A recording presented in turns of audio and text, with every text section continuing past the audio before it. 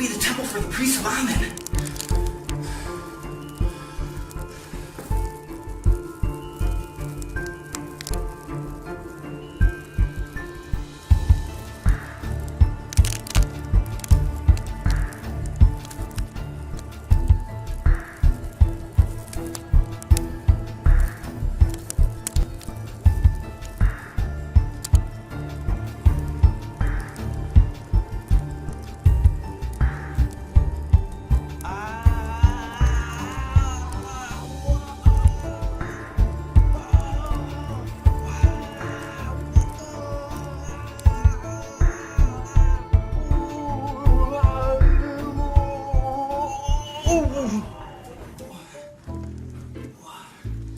Whoa!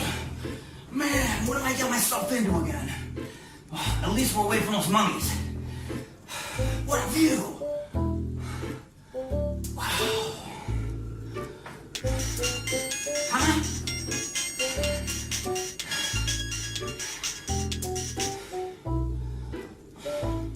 Junior Genius, we solved mysteries. Professor Thomas speaking. Yes. Miss who? Miss Loy? Sure. I'm not sure if we can rescue her, but we'll try. I'm a little out of reach right now. Let me call you back. Okay, bye. This number, right? Yes. Kids, it's our next assignment. We need to rescue Miss Loy. But let's figure out how we can get down from here first.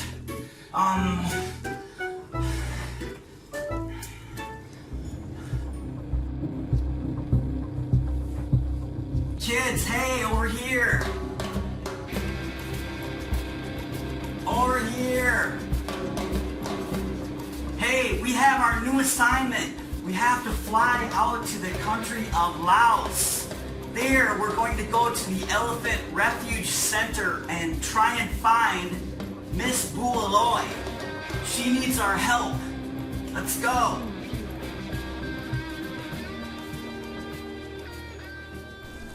Kids, I'm here with an update. We're back in the Genius Lab. Miss Loy is a famous elephant from the country of Laos. According to the man that called us, he said that Miss Loy has some special itchy rash on her back. She needs some help. It's driving her crazy. Imagine if you're a 5,000-pound elephant and you have a scratch in the middle of your back and you can't get to it. She's running away, she's knocking stuff over, she's angry, she's grouchy, she's trying to scratch her back. So, in the lab here, I've put together a few chemicals, and we're going to make a beautiful herbal scrub, even though it's made out of calcium sulfate, a little bit of sulfuric acid, and a little bit of 1,5-anhydroribitol. So, we're going to mix our concoction, then we'll fly to the country of Laos, into the capital, Luang Prabang. From there, we don't have the greatest directions because the guy that gave us the phone call said, you'll figure it out when you get there. So, let's get started with the concoction. So, the first thing we'll do is we'll use a little bit of sulfuric acid. Now, not much, because we don't want to burn the back of the elephant. Now, keep in mind, an elephant's back is pretty leathery. So, this will break through the first few layers of the skin. Okay, we have sodium carbonate. Add it there.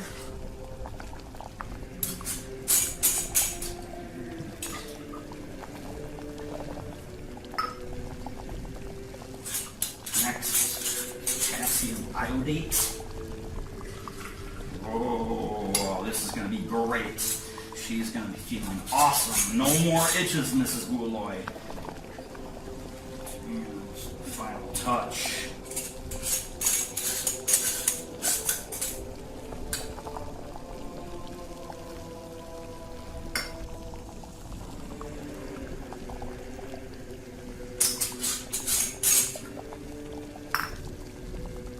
And there you have it, kids. The special concoction.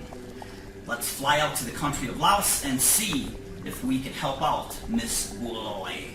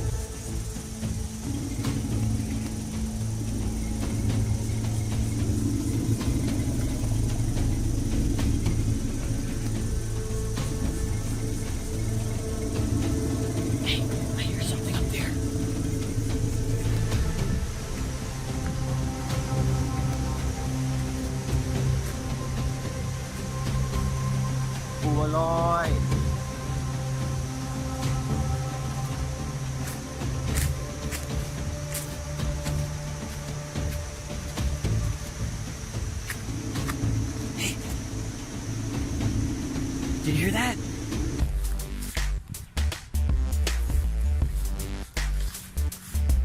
Loy? I think that's her. Yeah, kids. Loy? That's her for sure. Look on her trunk here. You see that? It's an itchy rash called eczema. She's trying to scratch her back. Look up here.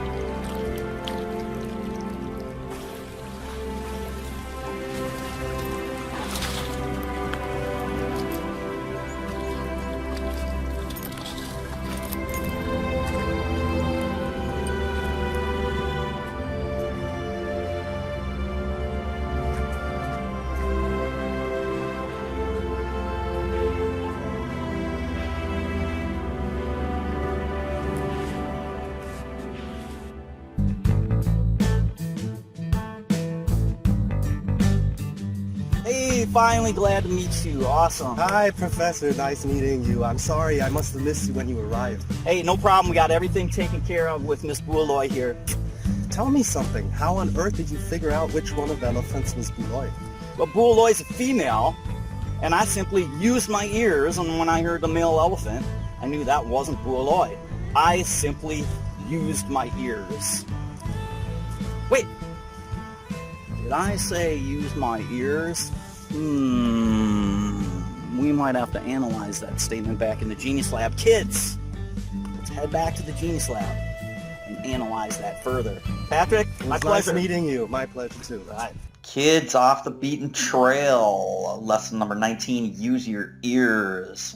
We're going to veer away from the grammar rules just a tiny bit in the beginning here, and then we're going to double back and then use them in a different way here. So first things first, sometimes the rules that you learn don't actually help you get the correct answer. You can get it down to 2. Sometimes you can only reduce one of the answer choices by using the correct rules of grammar. So what we have to do is go rogue. Go off the beaten trail and use our ears. A couple things to keep in mind. A person wrote the sentence, so when they wrote the sentence, just like you do when you write papers, you say which sentence version sounds the best, which sounds correct. Alright, so keep that in mind. If it sounds weird to you, the author of that sentence probably would also think it would be weird if they put in one of the different versions of the underlined portion. Alright, some tips that we can use as we double back to our grammar rules. We're going to, number 1, try and reduce the sentence. Now the logic on this is this. If you have a long sentence and you use your ears are going to have to do a lot of work because they're going to have to listen to a lot of words. So what we want to do is reduce the length of the sentence so your ears don't have to work as much. Alright? Couple things that we'll use here. Number 1, we'll use the dot comma to reduce the sentence. We'll use abandoned boxcar, comma, which is going to deal with an independent and a dependent clause, and we will use mummy wedges, which deal with prepositional phrases. We can go ahead and cross out stuff that's not relevant to the underlined portion. Let's go ahead and take a look at the 3 different versions here. A, we use dot comma. Alright, here's our stock sentence. Shri uses pencil to draw cool robots. You see that we have a dot comma. The definition of a dot comma is 2 independent clauses that are linked together that have some type of relationship. Alright? The underlined portion is in the second part over here. So if we simply crossed out the first part and focused on the second part and used our ears. Drew uses pen with sketch people. Well, right away you see that that doesn't really make sense. Here we're using pencil to draw robots. So over here, Drew uses pen to sketch people. You see how we use our ears? Cross out the stuff that's not relevant to the underlined portion. Dot comma, kids. Cross out the portion of the independent clause that's not relevant to the underlined. B, abandoned boxcar. Abandoned boxcar deals with 1 comma and 1 comma. You know that we deal with an independent clause and a dependent clause. The definition of a dependent clause is to give you more information about the word that sits right before the comma there. So this doesn't necessarily need to be in the sentence. You could just simply look at the second part and see which makes the most sense and sounds the correctest when you're looking at the word right before the comma, or vice versa. You could cross out the dependent clause and look and read up to the comma. Let's go ahead and take a look at this example. Near the Mekong River, I saw several young manots. Alright, that's an independent clause. Here's our comma. Then the definition of a manot is a boy elephant handler in Asia. It's a boy. Alright, so if you look over here, this is a definition of a manot.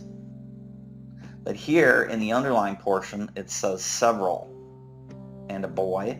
So this is singular and this is plural. You see how we have to change this to make it make sense. I saw a young manot. A manot is what? What the heck is a manot? I don't know. You look right to the right of the comma and it should give you the definition. It's a kid elephant handler in Asia. Make sense, kids?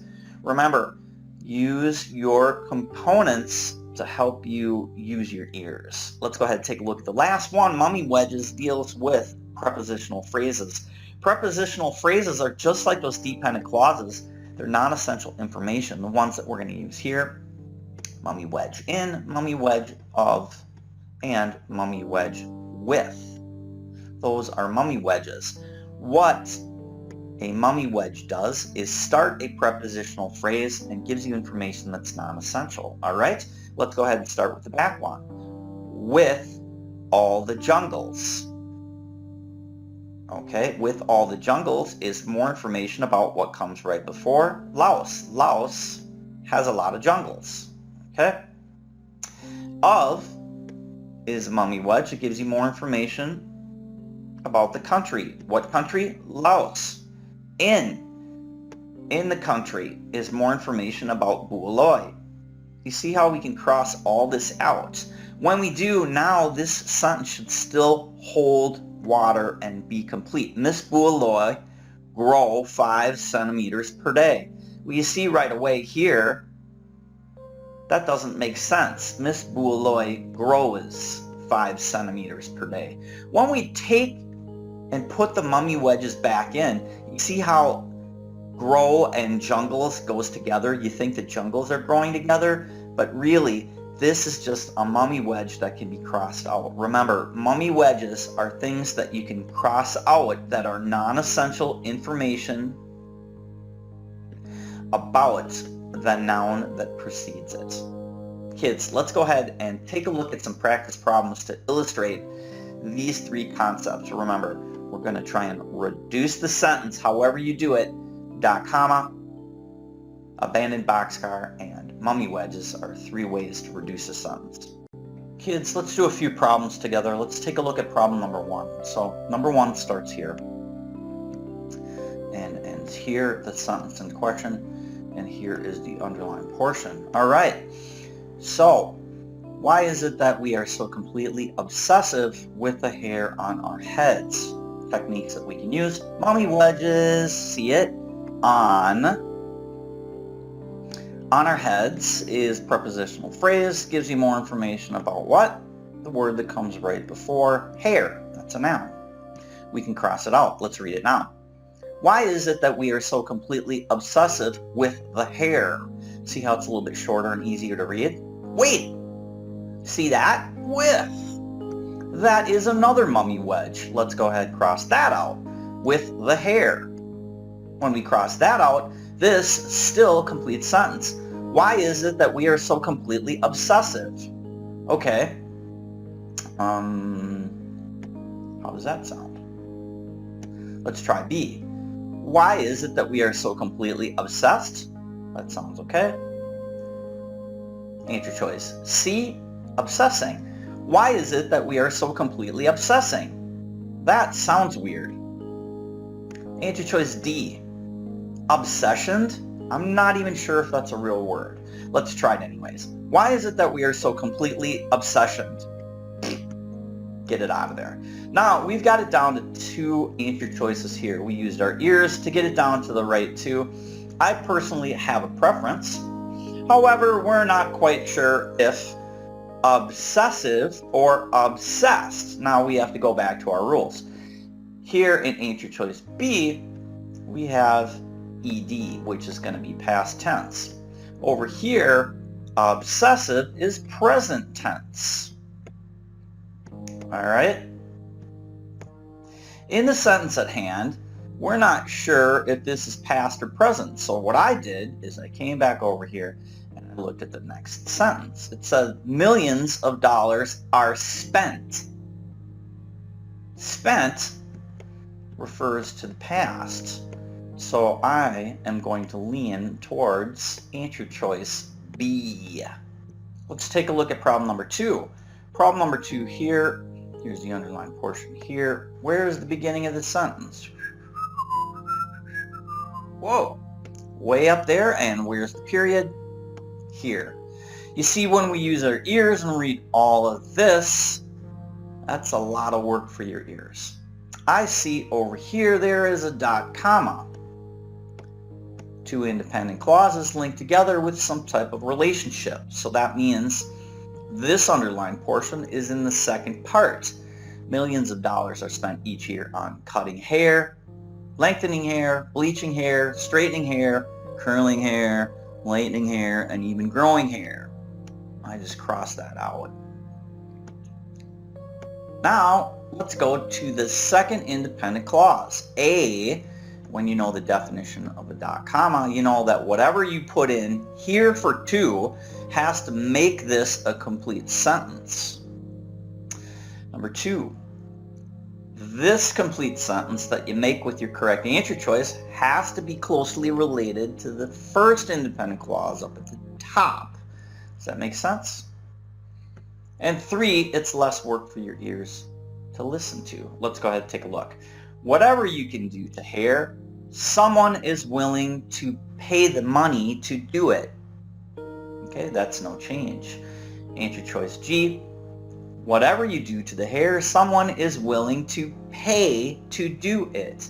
Both of these sound okay. This has pay the money or pay. Most people pay with money, so razor blade tells us F could be crossed out because of razor blade. See the logic? Let's go ahead and take a look at the next answer choice. Paying with money. Okay?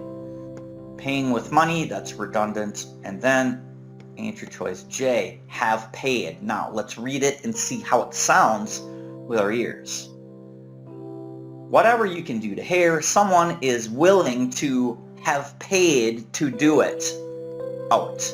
Use your ears. Cross out the answer choices that sound weird. But the most important thing to get out of this mini lecture and going through problems with me before we work on our own is to make sure that you reduce the sentence by A, getting out dot commas, independent clauses, dependent clauses, and prepositional phrases using mummy wedges, kids.